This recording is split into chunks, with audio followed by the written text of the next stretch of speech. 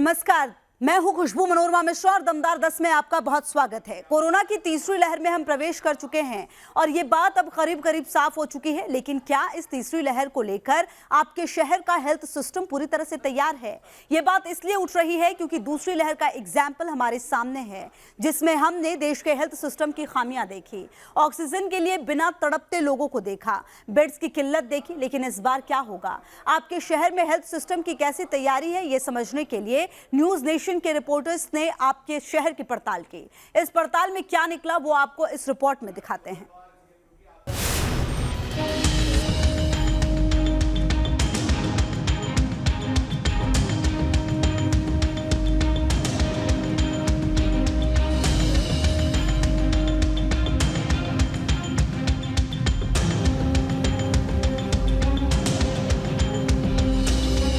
देश में कोरोना की तीसरी लहर का आगाज हो चुका है और अब इस तीसरी लहर के बीच हर हिंदुस्तानी के जहन में ये सवाल उठ रहे हैं कि उनका शहर इस संक्रमण काल से निपटने के लिए कितना तैयार है।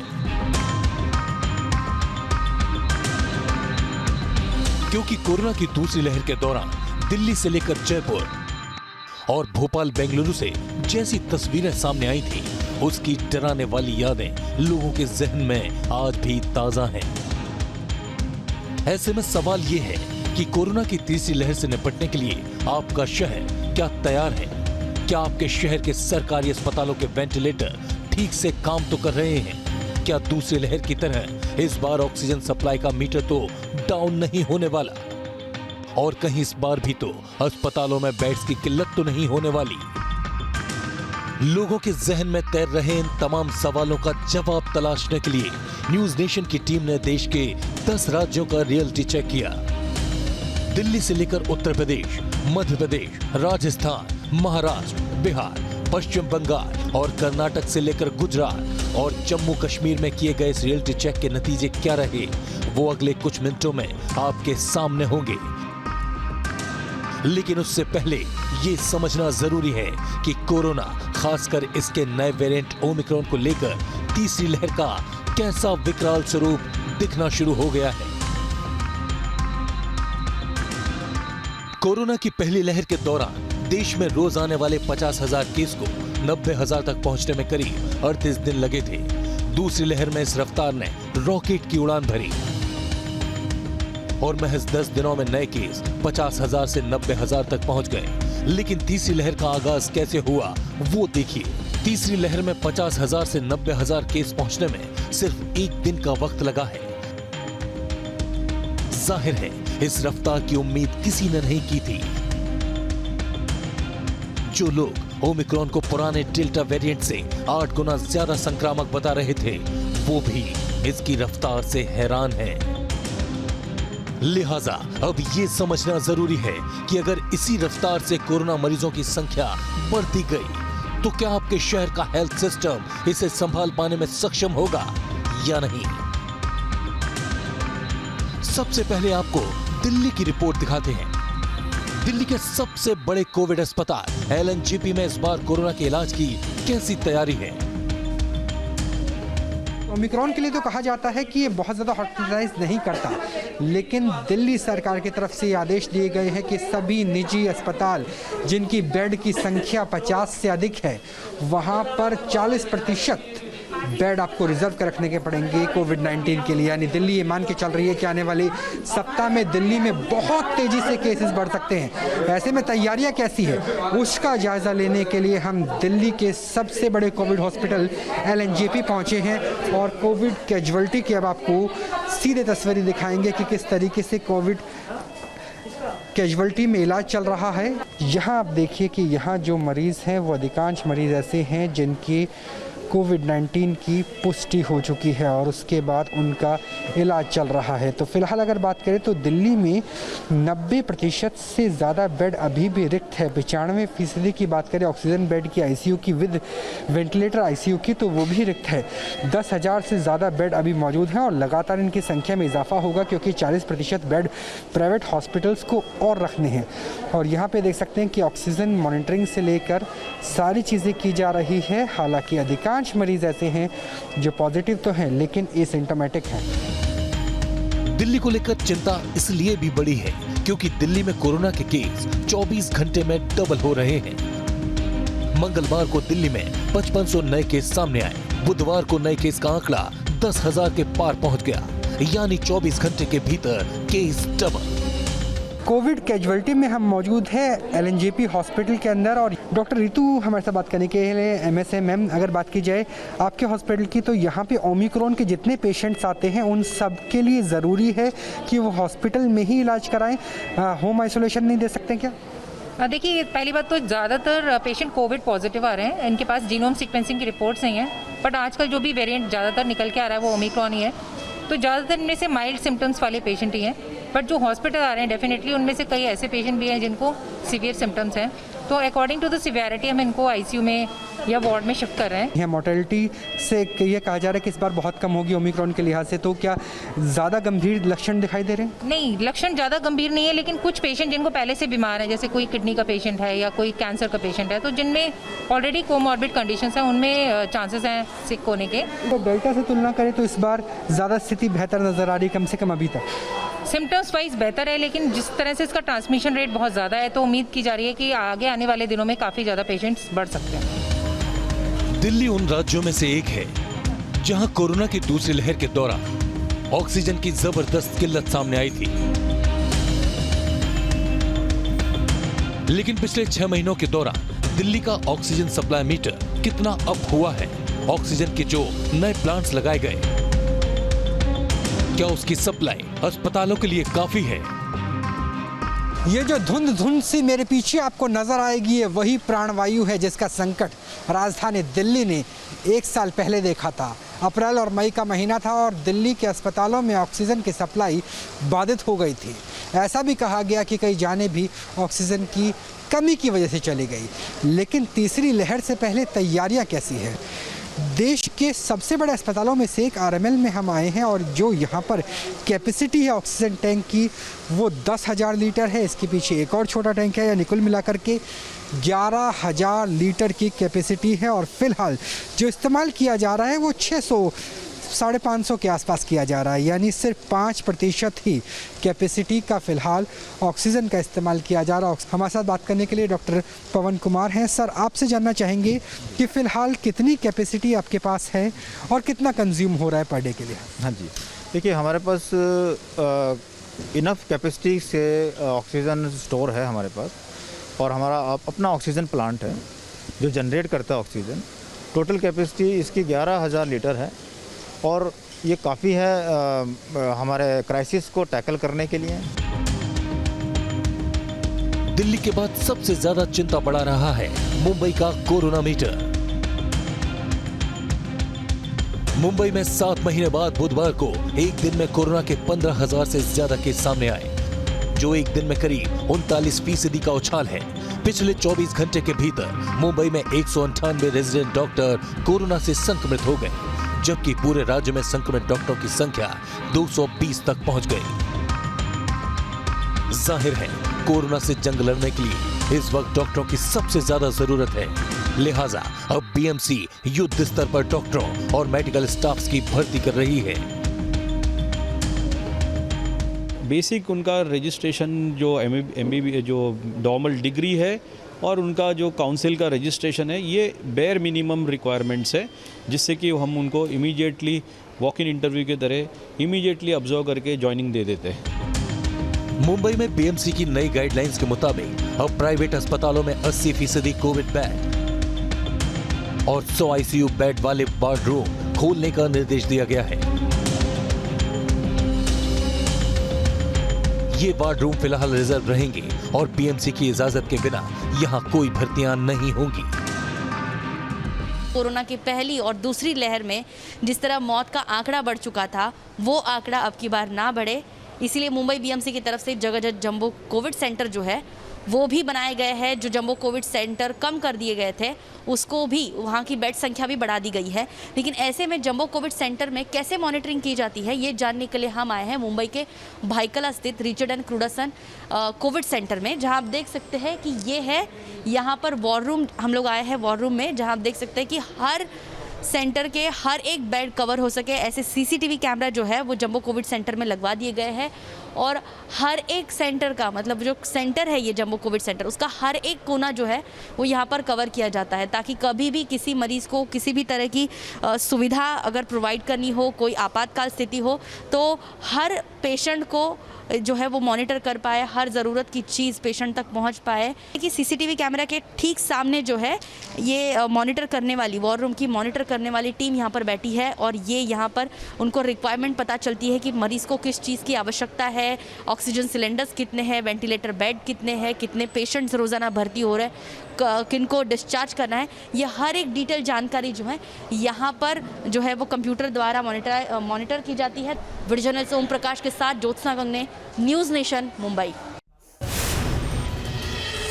दिल्ली और मुंबई के बाद अब आपको लखनऊ से लेकर भोपाल और पटना से लेकर बेंगलुरु तक की रियलिटी रिपोर्ट दिखाते हैं। इन शहरों में न्यूज़ नेशन रिपोर्टर्स ने ग्राउंड पर उतरा तो ये पता लगाया कि दूसरी लहर के बाद सरकारों ने इन शहरों की स्वास्थ्य सुविधाओं को कितना मजबूत किया है और अभी भी कहां कमी बाकी है। देखिए रिपोर्ट।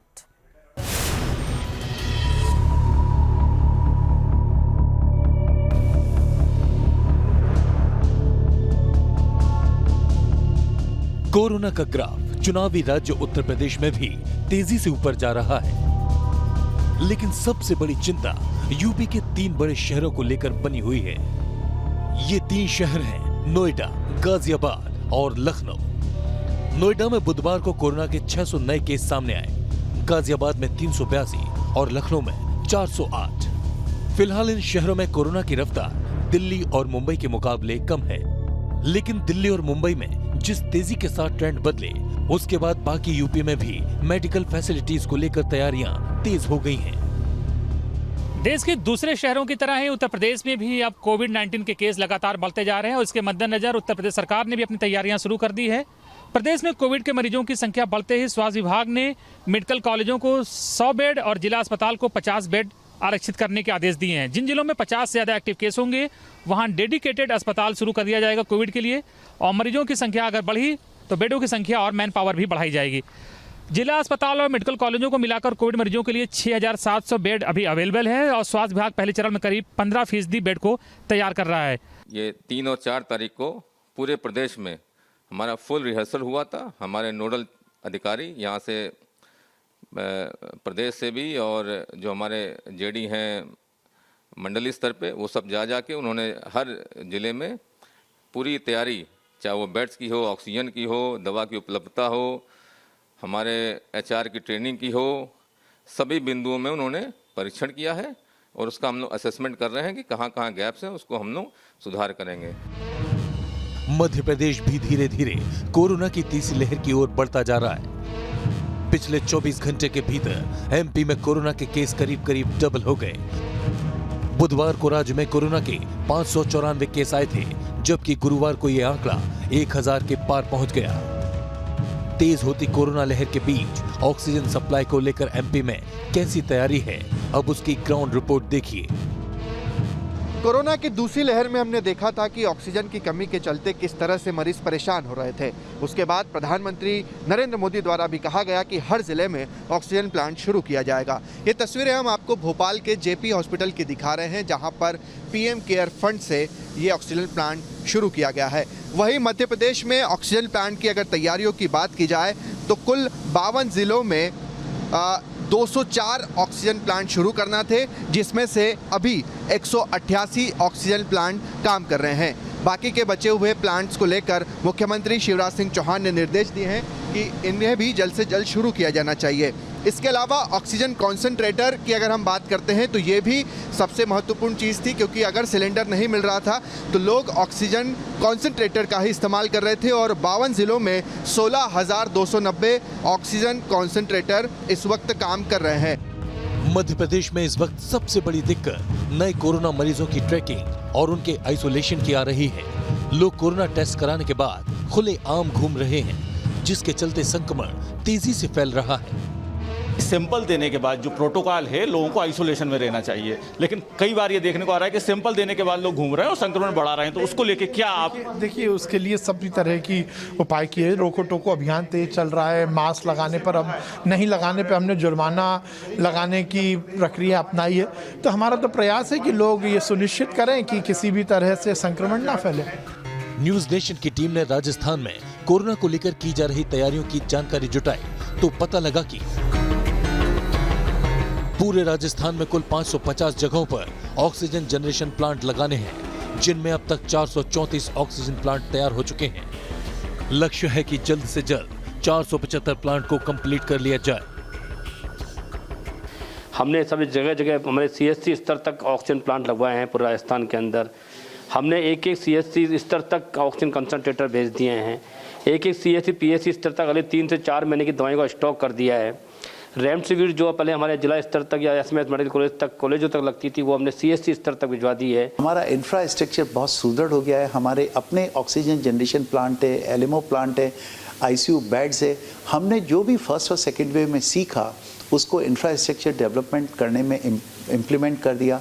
लोगों का ट्रेनिंग, लोगों का ओरिएंटेशन, लोगों की हैंडलिंग कैपेसिटी, मेरे ख्याल से हम लोग इंफ्रास्ट्रक्चर, नॉलेज, हैंडलिंग कैपेसिटी हर तरह से बहुत ही अच्छी तरह प्रिपेयर्ड हैं। राजस्थान के बाद अब आपको कर्नाटक की राजधानी बेंगलुरु लिए चलते हैं। बेंगलुरु में कोरोना को लेकर अस्पतालों की कैसी तैयारी है, ये कैमरे के जरिए समझने की कोशिश की न्यूज नेशन के रिपोर्टर यासिर मुश्ताक ने। कर्नाटक के स्वास्थ्य विभाग के मुताबिक कोरोना की तीसरी वेव को नज़र में रखते हुए हेल्थ इंफ्रास्ट्रक्चर को बढ़ाने का काम दूसरी वेव के बाद से ही शुरू किया गया था, लेकिन क्या वाकई ग्राउंड में हेल्थ इंफ्रास्ट्रक्चर को बढ़ाया गया है या नहीं, ये देखने के लिए हम इस समय पहुंचे हैं बेंगलुरु के CV रमन जनरल अस्पताल में। ये कोविड डेडिकेटेड अस्पताल है। हम यहाँ के इस ICU में है। इसको कोविड के दूसरी वेव के बाद ही तैयार किया गया था। आप देख सकते हैं किस तरह से यहाँ पे अरेंजमेंट्स की गई है। वेंटिलेटर भी लगे हुए हैं यहाँ पर। कितना बदलाव जो है इस अस्पताल में हुआ है इंफ्रास्ट्रक्चर को लेकर? See, if you compare the first wave, second wave and third wave, ever since COVID has been here, the hospital has developed along with the demands. Today we have 166 beds exclusively reserved for COVID patients and all the 166 beds are oxygenated. Bihar की राजधानी पटना में भी corona के case तेजी से बढ़ते जा रहे हैं, लेकिन तेज होती लहर के बीच मेडिकल फैसिलिटीज को लेकर तैयारियां कैसी हैं, उसकी ग्राउंड रिपोर्ट देखिए। कोरोना ने हमारे बिहार के पूरे स्वास्थ्य व्यवस्था को बदल के रख दिया। जो व्यवस्थाएं पहले नहीं थी वो नई व्यवस्थाएं बिहार में दिखने लगी हैं। हम इस वक्त मौजूद हैं Indira Gandhi institute of medical science hospital के PSA यूनिट में। जी हाँ, ये ऑक्सीजन यूनिट है जहां पर ये ऑक्सीजन प्लांट लगाया गया है और ये नई व्यवस्था की गई है। बिहार में पहले ऑक्सीजन प्लांट्स नहीं थे। 122 PSA यूनिट बिहार में लगाए गए हैं। पूरे बिहार में एक नई व्यवस्था तैयार की गई।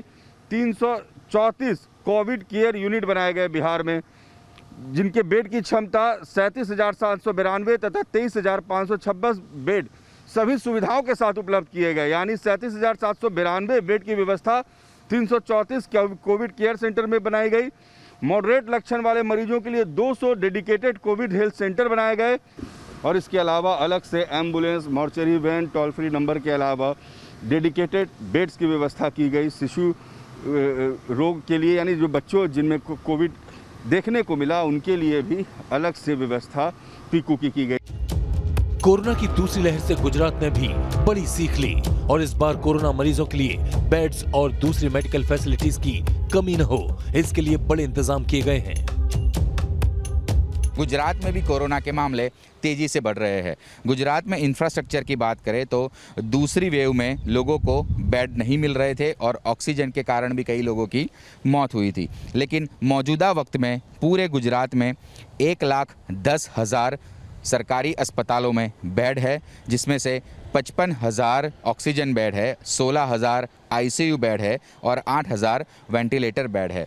इस वक्त हम खड़े हैं एशिया की सबसे बड़ी मेडिसिटी में, यानी ये एशिया का सबसे बड़ा अस्पताल है। सिविल अस्पताल के अंदर कोरोना की OPD है, जहां पर 3,000 बेड की व्यवस्था हो चुकी है।